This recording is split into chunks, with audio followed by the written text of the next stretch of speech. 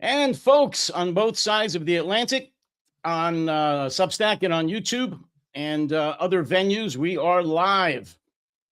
We've got me here sitting in the No Delusion Zone studios and my partner, Jonathan Fink, who is wandering around the back alleys of London looking for a safe location on which to transmit.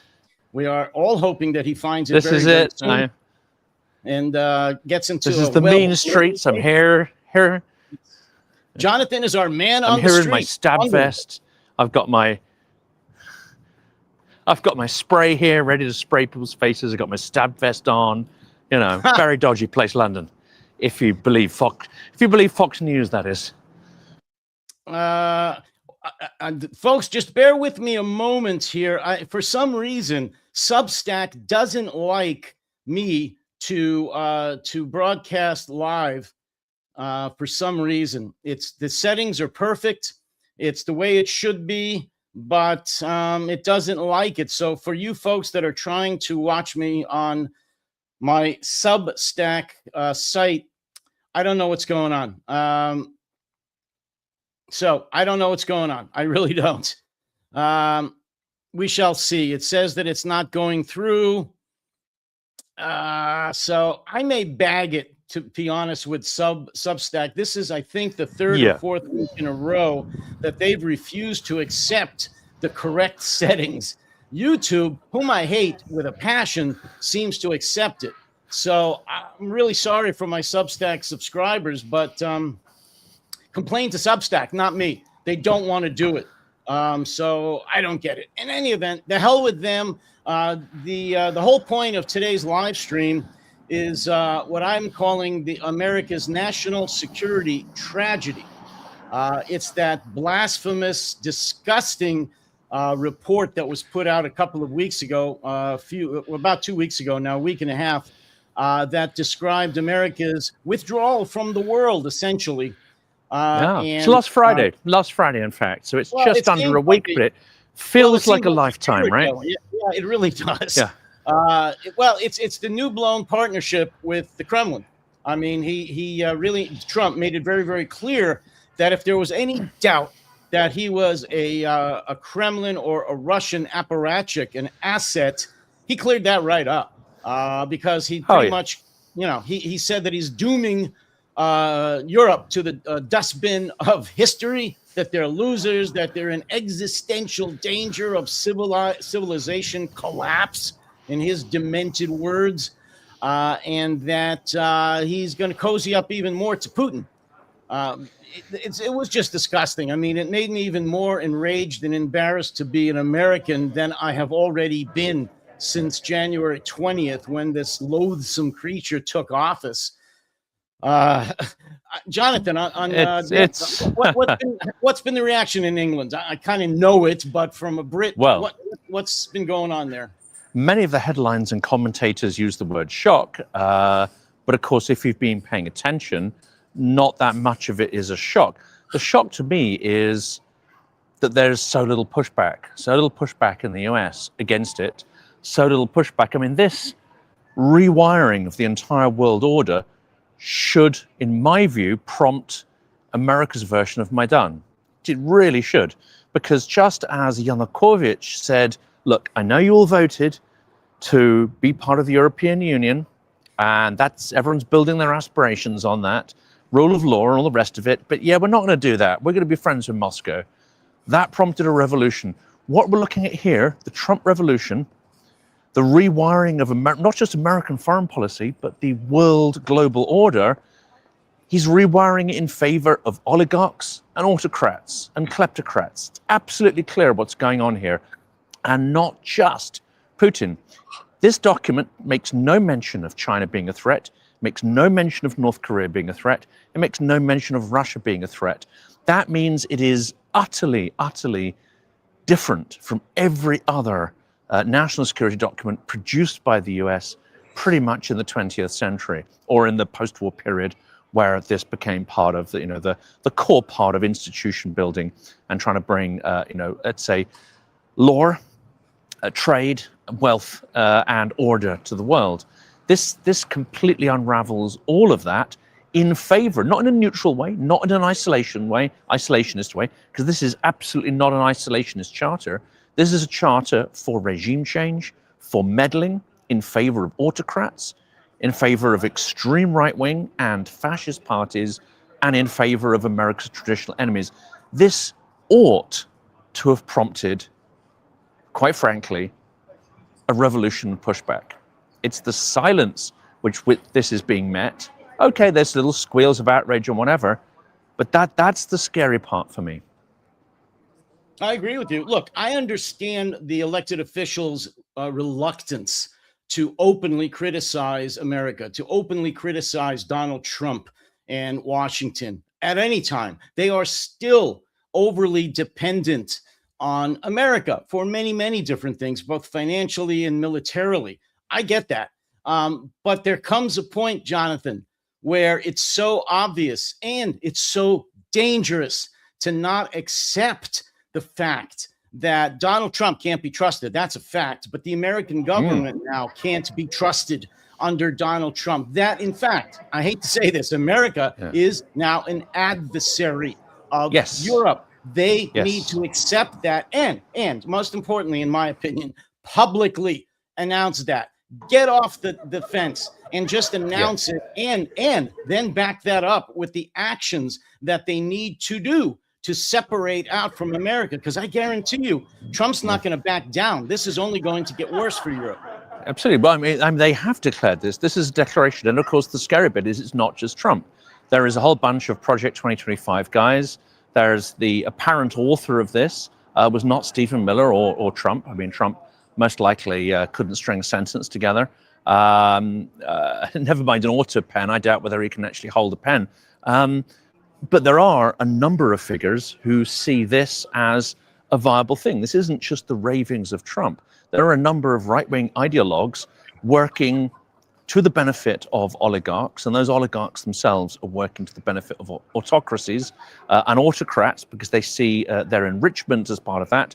They see the European Union as the last bastion of a rules-based order, the last delusional set of people on this earth that believe that if you create rules, you should abide by them, that believe that freedom of speech is not absolute, but it comes with responsibilities, and you need to put frames around that.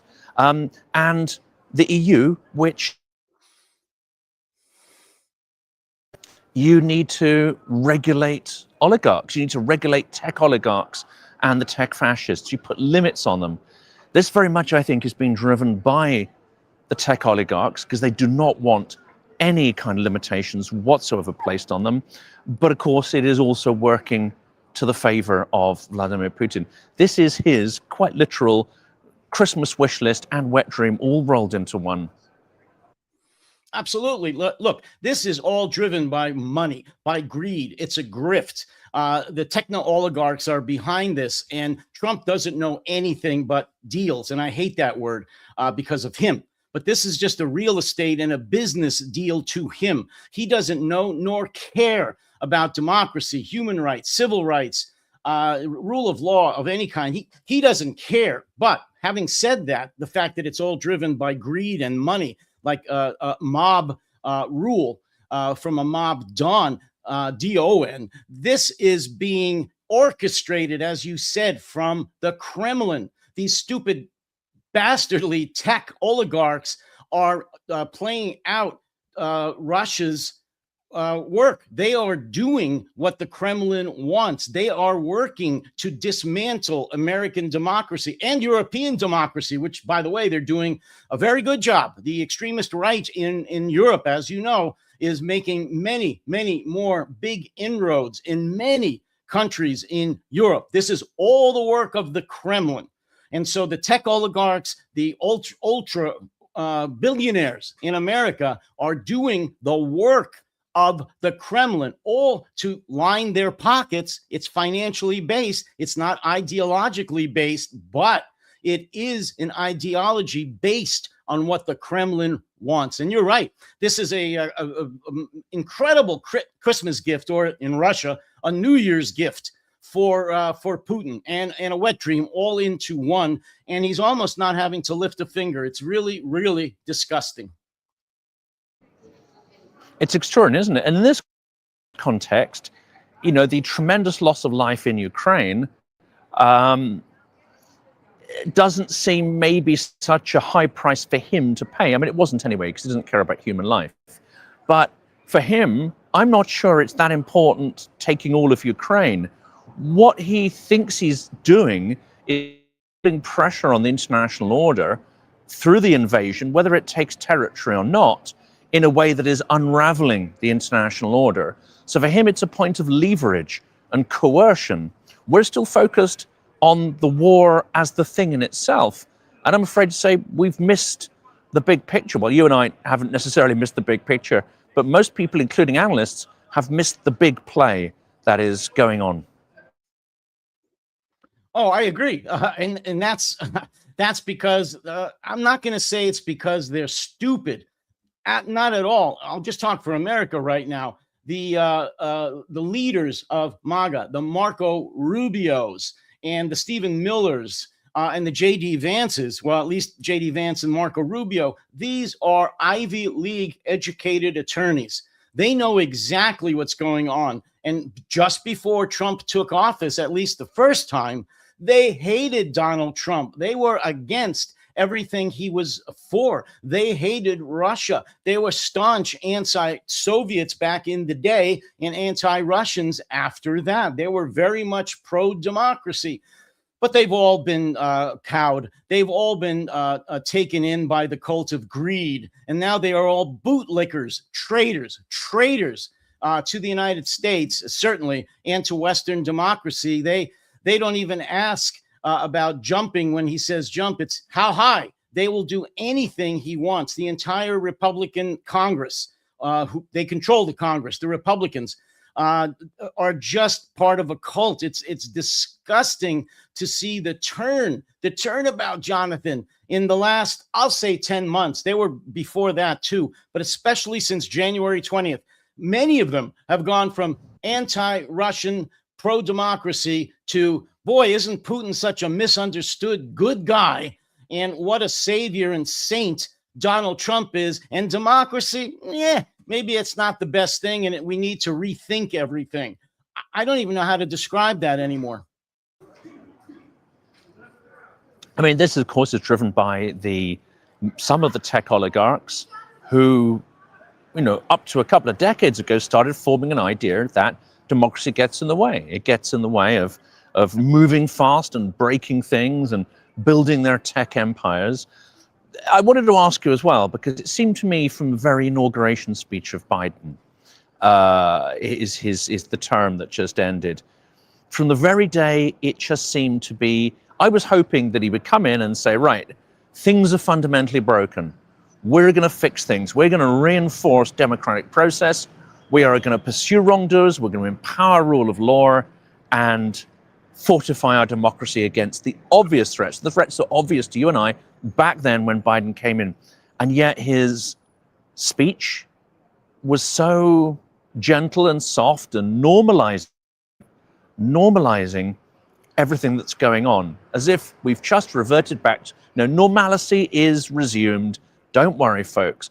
And when you look back at it, almost nothing was done to reinforce US democracy against the exact digital and electoral and executive coup we're now seeing unfold. Well, let me address one. By the way, I just want to say, please, those of you that are watching this live stream, please ask some questions. Post questions. We want questions. We want you to not necessarily agree with us.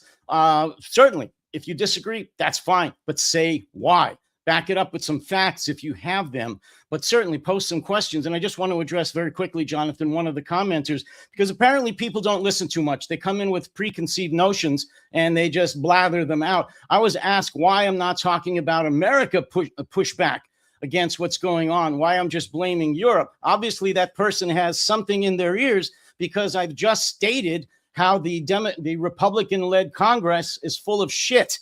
Can't make it any clearer than that. And how Trump and all his MAGA Republicans are traitors. So obviously, you're not going to get any pushback from the United States because they've turned into Putin lovers. So for the person that stated that, why don't you just go away? Because apparently you're not listening. And I'm not sorry to say that. If we get one less person who doesn't listen, maybe we'll get somebody who does. No, America's not going to push back because the American government, not the American people, at least 50% of us are in the tank with Russia right now. They don't like democracy. They never did. So they're all in right now for Russia. And you're right. Trump and MAGA, the Republicans, came into power saying, wasn't their famous expression, Jonathan, we're going to drain the swamp, the deep state, all that nonsense. Well, they are the alligators now in the swamp, and they are the deep state. They are more corrupt. I'm talking about the current Republican leadership in this country, the United States. They are more corrupt and anti-democratic than any government that has ever existed in the 2.5 centuries of this constitutional republic. And that is an easily verifiable fact. And they're doing it in public. They're doing it in plain sight with no sense whatsoever of shame or that they'll be held to account. The other aspect of this national security policy interests me because, as I've said, the Russian power vertical has humiliation absolutely at its core. And of course, again, many analysts have focused on the detail and what the implications might be. We'll come to that in a minute. But there's a deep strain in this document of wanting to humiliate and abuse allies. It runs through it like a kind of stick of rock. And not many of people have picked up on that, but this is absolutely aligned with the way the power vertical operates in Russia. Absolutely. I mean, it's been said by a lot smarter people than me, but this could have, and possibly part of it was written by the Kremlin. I mean, this was very similar to the disgusting document that was that alleged peace treaty with the 28 points released recently, which was, we learned, written by the Kremlin. At least a large part of it was. Well, this rag, this national security tragedy, if it wasn't, could have been written by the Kremlin. You're right. They are using humiliating terms. And I even said that in a recent podcast, an article. It's an adolescent rant, again, which Trump is famous for, and MAGA. If they don't have facts, they tend to retreat into adolescent taunts or insults, things you'd hear from a 6 or an 8-year-old. And that's what they're doing. They're making fun of Europe. They're criticizing them. They're dehumanizing them. They're trying to take away any respect that they had. And by the way, they did none of that for Russia or even China. But Russia certainly wasn't named as an adversary and wasn't named on having any deficits, anything negative at all. Putin wasn't mentioned. So obviously, again, the United States government under the Republicans are in the tank with Putin and the Kremlin, and they're very much against Europe. Immigration was a big thing in this national security tragedy. The fact that Trump and the Republicans are very much against any non-white Christians moving into Europe. He called them existential. They are existential. What is it? Decivilizing, or you probably know the term better than I do. Essentially, they were at risk of going extinct. Europe, because they're allowing civilizational erasure, he called it. There civilization erasure, meaning that the too many non-white, non-Christians are moving into Europe. Therefore, they are going to erase the historic European culture. I have to say real quick, Jonathan, there's points of that are one point I actually agree with, believe it or not. And that is, I've always believed in assimilation of any immigrants. I believe that if immigrants do not at least attempt to honestly assimilate into any nation, any culture for which they move and want to be a part of, a citizen of, they need to assimilate. They cannot expect to have the country where they want to be a citizen assimilate to them.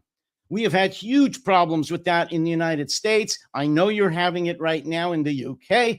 It's happening right now on the continent, in Europe. And so for that point, I agree that whoever moves from wherever in the world to Europe, they need to assimilate. And that's been a big point of friction in any immigration. But that's really not what Trump's all about. He doesn't want any non-whites, any non-Christians moving to America or to Europe. And that was a big point of the national security tragedy. And that didn't even belong in there.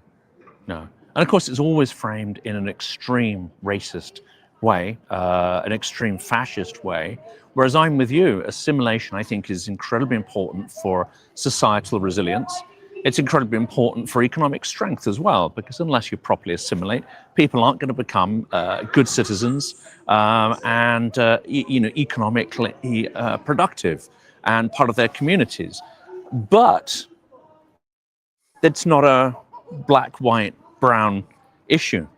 When people assimilate, and I know this, I traveled in on the train today, and there are a lot of people there who are not what Steve Bannon would describe as the traditional inhabitants. Although obviously Britain is an extraordinary mixture of people anyway, and it always has been over the last couple of millennia.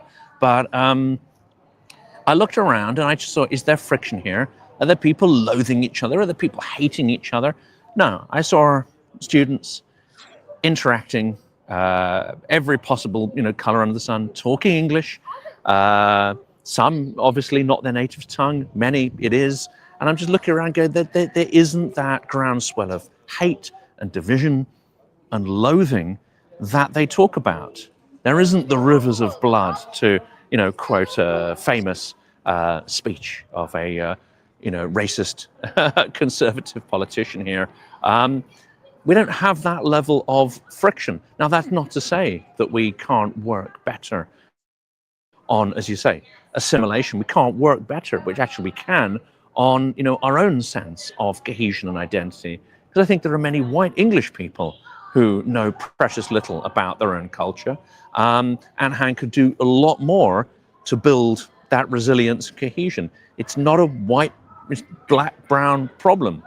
It's a societal problem when overall, we're not working on our identity, we're not exploring our history, and forgetting it. It's not a racial issue. But that's exactly how they want to position it. Why? Because there's electoral advantage in that, because it's simplistic, because it plays, as you say, to an extremely childish, one-dimensional view of how civilizations and societies work. And anyone who studied, say, the Roman Empire will realize that, yeah, they didn't operate on these racial lines. They operated at an extraordinary hierarchy. You had to earn your freedom. You had to earn your way up in society. But once you'd attained that citizenship, it really wasn't being about, white, black, brown, etc. And are we saying, Roman civilization wasn't, one of the apexes of historic civilization? I mean, what they come out with is a nonsense.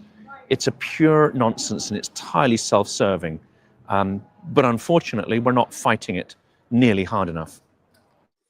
Well, one of the reasons that I think it's obvious that this document, this national security tragedy, was at least ideologically driven by the Kremlin, if not written by the Kremlin, is because it uses one of their hallmark plays, which is to sow chaos, not necessarily to tell a country what to do, but to tell them many things to do. So they fight among themselves. And in this document, they didn't just attack division, distrust, all these things.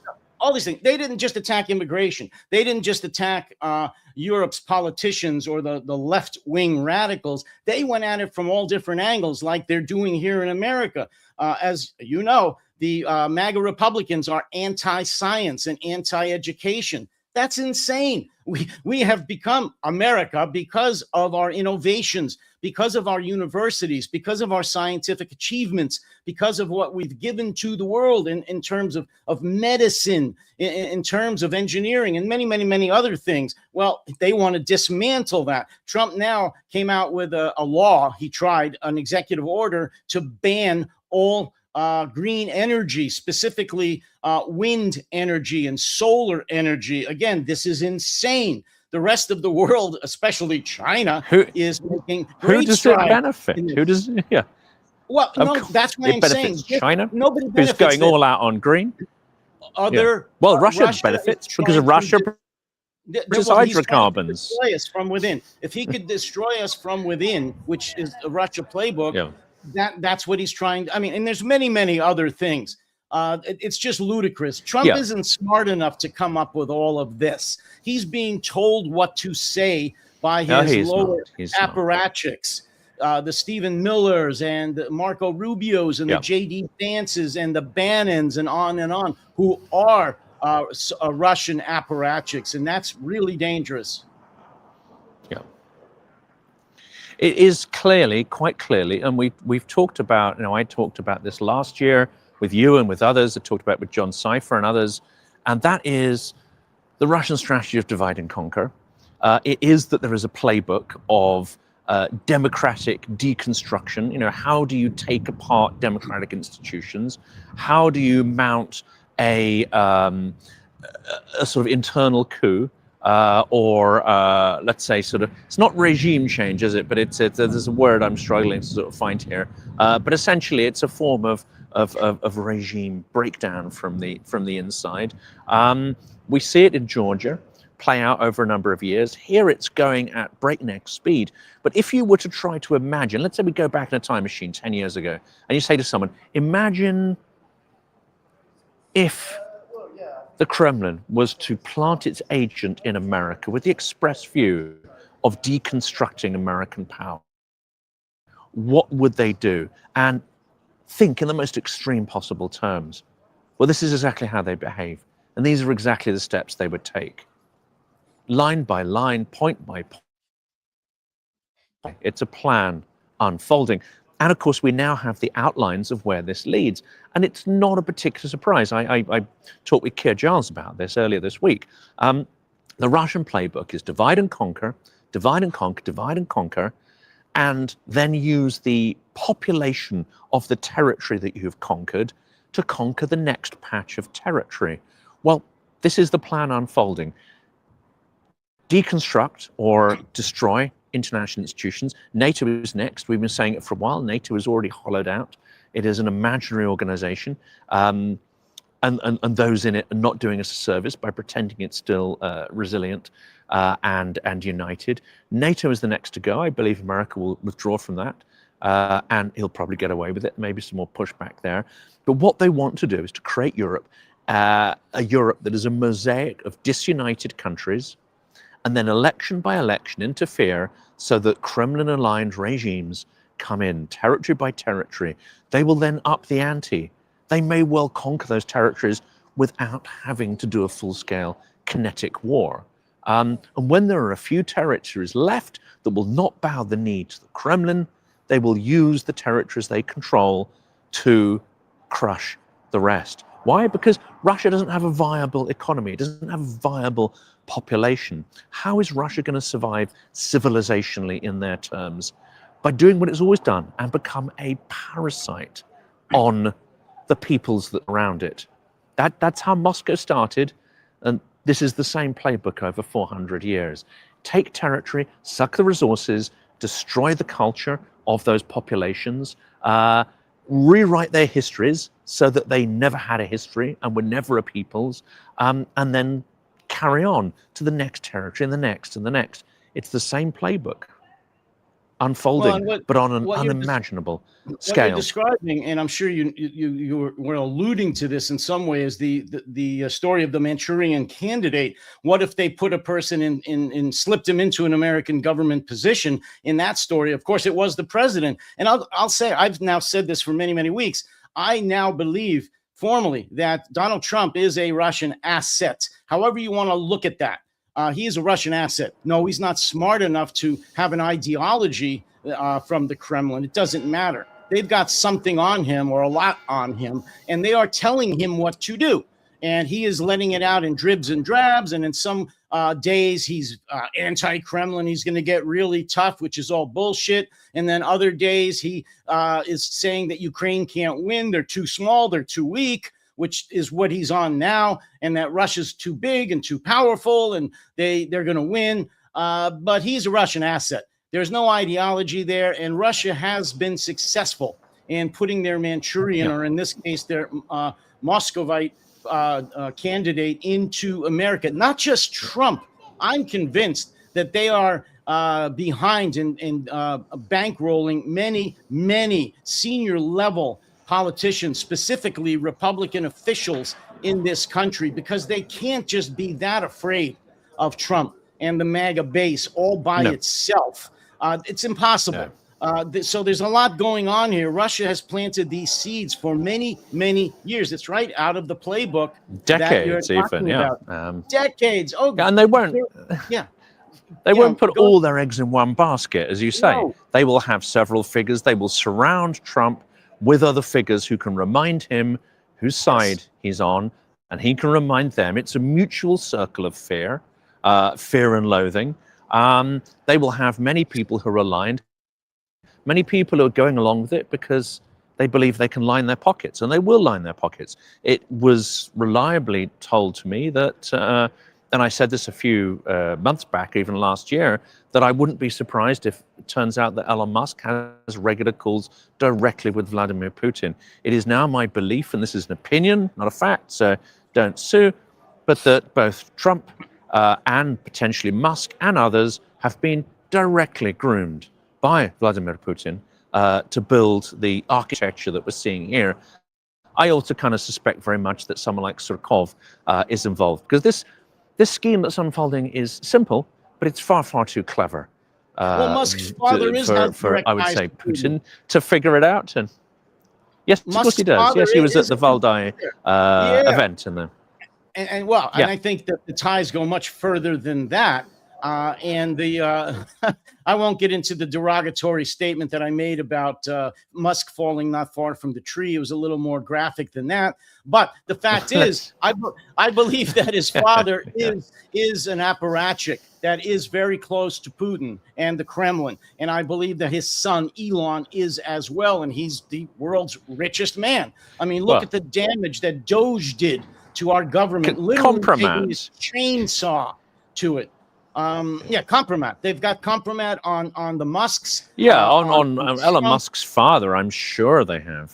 Yes, and a number of Republican elected officials here. And I have to say this at this point: I'm disgusted every day that about 50% of the American people were stupid enough to re-elect Donald Trump this time, but that has all the fingerprints of Russia on it as well, because for many years, going back to before the 2016 election, they were interfering with the election, not just with big donors and money, but with the stupid American electorate and social media. It was uncovered immediately after the 2016 election that they were controlling the social media. They were making many of the pro-Kremlin comments on social media sites. They owned many of the social media sites, and they got Republican Trump voters all worked up about. It's worse than that.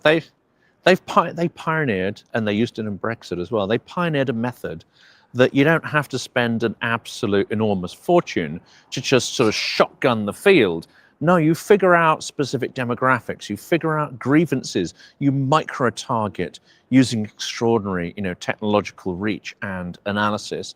And they're still doing it. They're still doing it here to inject right-wing narratives in huge data sets that they've harvested. One of the supposed aims of Doge was not just to deconstruct, a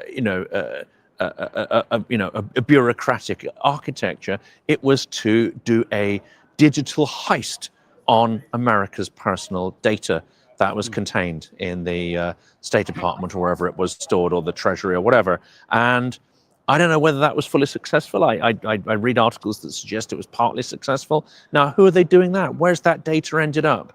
I would be very surprised if it wasn't being used for large-scale micro-targeting by Russian-aligned entities and mafia groups and crypto groups operating on behalf of the Kremlin, because, of course, they do have, this isn't all just sort of KGB guys in a basement somewhere. They have a huge apparatus of outsourced resources companies, etc., that are loosely aligned with the Kremlin, they turn a blind eye to their criminal activity, but when they need these guys, they'll call in the favors. So it's a form of, let's say, it's an alternative shadow economy. There's quite a bit of research into it, but of course, I'm sure that's just the tip of the iceberg. I'm sure a lot of the Doge data has ended up fueling these, which means this problem is not going to go away. These narratives are going to continue to be injected and micro-targeted to divide and destroy any cohesion that our societies might have had, with a singular purpose to soften us up so that when Russia is ready to strike, we don't know our left hand from our right, up from down, and we have no way of fighting back. Well, one of the viewers here took some of my thunder, and he said the name of Cambridge Analytica, which was huge player in the American elections with their algorithms, and quite possibly some believe turned the election, gave it to the Republicans. And did they suffer? Not really. Like you just said, people turned a blind eye to this. Governments turned a blind eye to this, even though they're doing the work of the Kremlin and they are stealing elections. And no, it's not going to stop. There's been so many articles written recently in the States about the fact that even if Donald Trump were to leave the scene tomorrow, and I wish he would, it's not going to stop there. MAGA is going to be with us for a very, very long time. He has poisoned the system, whether it's through Doge or through Steve Bannon, or with Elon Musk or J.D. Vance, or any number of these people. They have drunk the Kool-Aid, and they have destroyed so much of the foundations of this country, of the government of this country, the foundational aspects of this country, that it may never recover, certainly in our lifetime, but it's going to take generations. So no, Trump leaving the scene is not going to happen. He's just a marionette. He is someone that is moving around and saying the words that other people smarter than him, which is almost anyone, is putting in his mouth. But the damage is long term, and that probably scares me more than almost anything else. And of course, what we're seeing as well is a certain divide within the MAGA sphere. We've got Marjorie Taylor Greene, who suddenly seems to be almost making sense, raging against Trump. We've got Alex Jones saying he's done with Trump and his grift and the betrayal of the American people. Now, obviously, I wouldn't necessarily ascribe real values to these people, but it does seem that that MAGA is becoming an entity that may not just outlive Trump, but it may divorce Trump and go on to have a life beyond. Yes. But again, this could well be part of the Moscow playbook, which is they don't want necessarily a strong Republican America. They want to keep the divide going and going and going. Well, they would love a Republican / MAGA grip on America, but with their person as the head, as the figurehead, getting rid of Trump, who's a moron and makes mistakes. I'm sure he doesn't say and do all the things that the Kremlin would like, but you get a J.D. Vance in there. You get a Stephen. He can't memorize the script, that's clear. Yeah, absolutely. He can't even memorize the script. In there with half a brain, and MAGA retaining control and staying on the payroll of the Kremlin. You've got a long-term grip on the American government. And if you have a grip on the American government, you've got a grip on NATO and EU and Europe. It's all part of the same plan. And unfortunately, it's working far better than I can imagine that Putin ever dreamed of, and on the cheap.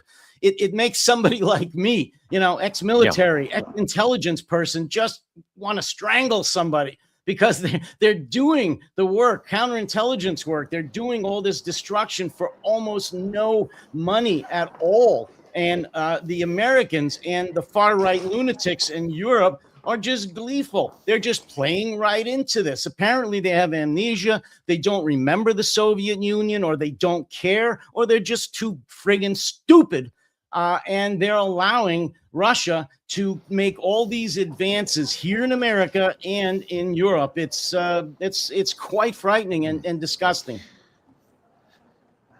And the AfD and their compliant supporters in Germany seem either not to remember how that society fell into tyranny in the 30s, and part of their program, which was published this week, aligns absolutely point by point by point with the US national security strategy, but it also adds some local flavor, which is the deconstruction of the Constitutional Court and all the guardrails that were designed to prevent Germany slipping into far right or far left autocracy ever again. They explicitly want to deconstruct all the norms that essentially prevented that from happening. And I think this is where people don't understand the absolute pernicious nature of Russia. Russia started World War II with Nazi Germany. They were co-protagonists in dividing Europe. And there are KGB agents who've defected. Yeah, it cannot be said often enough. There are credible KGB agents who also claim to have seen evidence that Stalin's original plan was to have an alliance with the Nazis so that Germany and Western Europe would literally attrit each other to the point of absolute exhaustion so that he could charge in and mop up the pieces. Didn't quite work out immediately like that, as we know, but eventually it kind of almost did. We forget that Russia came in and took Central and Eastern Europe and then dominated it, brutalized it for decades thereafter. There is a precedent for all of this, and those people in Hungary who may have direct memory or familial memory of what it's like living under the Russians, the mind boggles that they should be surrendering in advance to that happening again. Well, I guess the people in the Czech Republic have developed a large case of amnesia. Their new leader now is very pro-Kremlin and anti-Ukraine. So I guess the Prague summer, Czechoslovakia under the Soviet Union, all the repression and the atrocities. I guess that's just part of fiction. It never really happened. It's fake news, and they're happy to have someone that's going to kiss the ass of a new czar. It makes me sick. Jonathan, I didn't grow up in Europe or be in a former Soviet state. So I can't say I completely understand it, but I don't think you have to have lived there to know that that was a nightmare for those that did live there for almost 80 years. And now tens of millions of citizens in those countries are embracing with open arms the far right extremists such as AfD, or what's going on in the Czech Republic and some others, actually many West European countries that are just happy to have leaders and political parties that embrace the Kremlin, that are almost hoping for a return of the Soviet Union. What the hell is going on with those people? Yeah, I suspect they're not being clear and transparent with their people. I also expect that there are many, many analysts. I mean, they call it sane washing. Really, it's a form of normalization. There's some sane washing going on. We read this NSS, we see Trump's actions, we can read the statements of people that are closely aligned with his regime, and we can join the dots as we've been doing. We can also project forward to what that may well lead to in terms of a long-term strategy. And it terrifies us. But unfortunately, most people are not engaged in foreign policy. They do not vote in domestic elections based on foreign policy positions. They vote based on things that are right in front of their face. That's how most human beings operate, unfortunately. And their leaders, many analysts, are quite happy to I would say, support that, or they're in the same frame of not being able to see beyond that. And of course, at the moment, we have high prices for food, for energy, and all the rest. The direct cause of that, of course, is Vladimir Putin's war in Ukraine. But our leaders have not explicitly joined the dots on that. Therefore, the people who are now pushing that line to essentially appease Russia, whether they express that explicitly or not, are using, you know, the prices and the social issues as a catalyst for that. And now they may well, in the short term, be able to improve people's lives by appeasing Russia and letting it once again get away with the extraordinary criminality that it's been getting away with. But the message here, you know, this time last week, what are we? We're Wednesday. This time last week, there was a Shaheed flying over the building where I was. I could hear the engine, the sort of whine and the lawnmower sputter as it came closer and closer. And then it sort of turned and I could hear it coming down. You know, you hear the change in tone as it's clearly falling and moving at speed away from you, and then an almighty explosion as it hit a building about half a kilometer from where I was.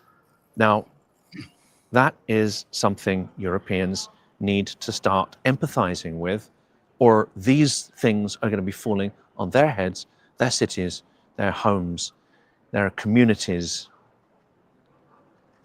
That's all I have to say there. This is coming. I mean, you said it, that unless it affects someone personally, they generally don't get it. And that's not unique to America, to Europe, to Russia, to Africa, or anywhere. It's unique to humanity. Usually, and I see this a lot, unless something affects them or possibly their immediate family, they really don't care. They literally don't care. If they could buy what they want in terms of food, cars, vacations, and so forth, they're fine. They'll elect anybody. They'll elect Hitler or even Trump. Think of that. And they don't care. They really don't care, especially if they promise to keep things the way they are, if a person is in a good place, or to make them better, lie to them and tell them what they want to hear. Why? I hate to say this, and people are going to comment about it, but most people are pretty dim. Most people are not that swift. I mean, it's really only, 5 to 10% of the people who really advance any civilizations. The rest just get along to go along, or go along to get along, however you want to say it. They really don't care. And they don't listen to the news. And this was way before the advent of fake news and all that. They just don't care. They go along their daily lives, and unless they're affected by it personally, they don't care. They especially don't like politics and all of that sort of thing. And I think it's even worse now with social media. They get the wrong information, so they really don't read any news or care about politics. And it's easier for a Putin and a KGB or an FSB and all that to convince people of lies. People just aren't following the truth anymore, but they never did. And I think with social media, and I've written about this. But David, this, even there's... But I have to say this one last thing. It's even those who are engaged with, and after social media, it's all over. It's a disgrace. Yep. Even those, and I interact a lot with people who do follow the news, and I think there's a higher consumption of what I call more traditional news here, and we still have a state broadcaster for all of their faults and weaknesses. They still produce relatively high output of the news, but it's literally, you know, what happened. This happened, and this happened, and this happened, and this happened. It doesn't all get put together in a strategic way. So even people who are relatively well informed about what I would call current events, it doesn't give them the strategic perspective of what's going on. And unless you've studied Russia, it's almost impossible to imagine how base and how toxic human societies can become.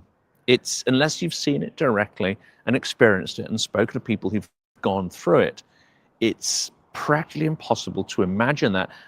And this is even people who do have, I would say, a normal amount of human empathy for their communities and those who are in front of them, their families.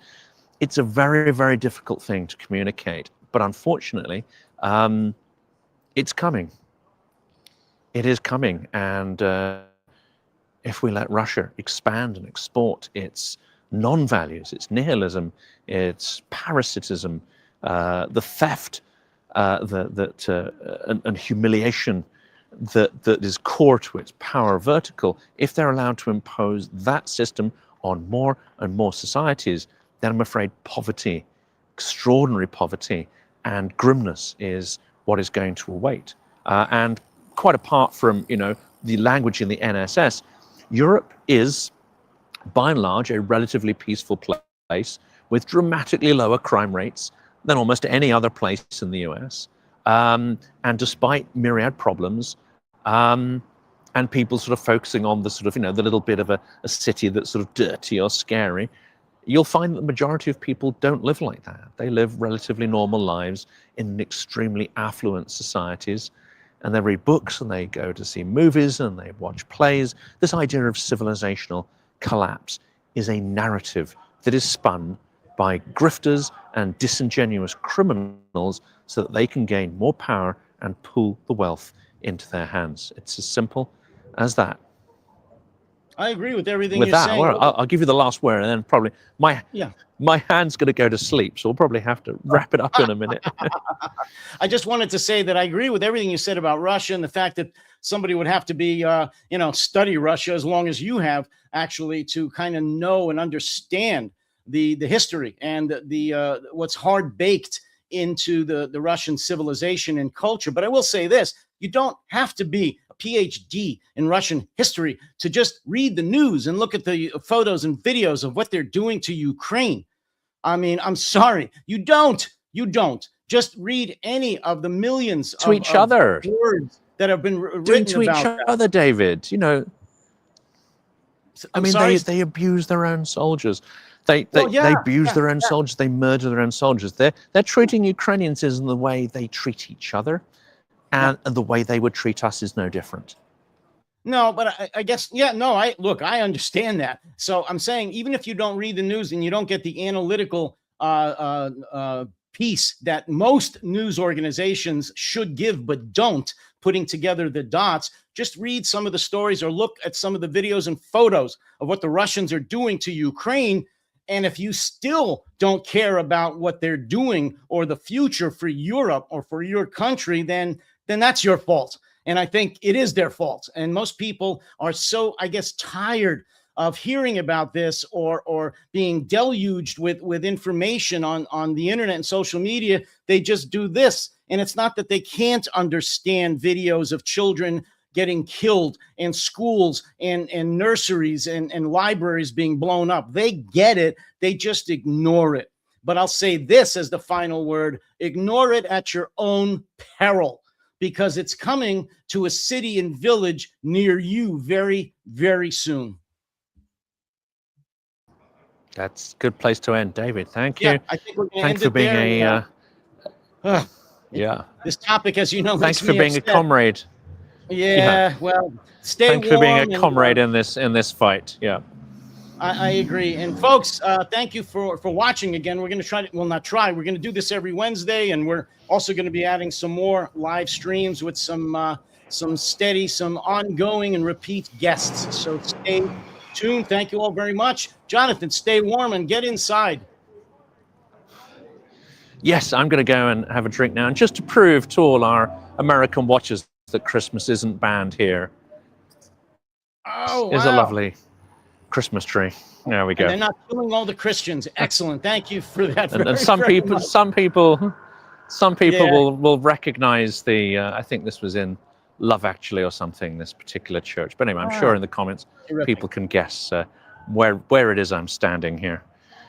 But that's Thank you, Jonathan. That's it for today. Yeah. Cheers. Brilliant stuff.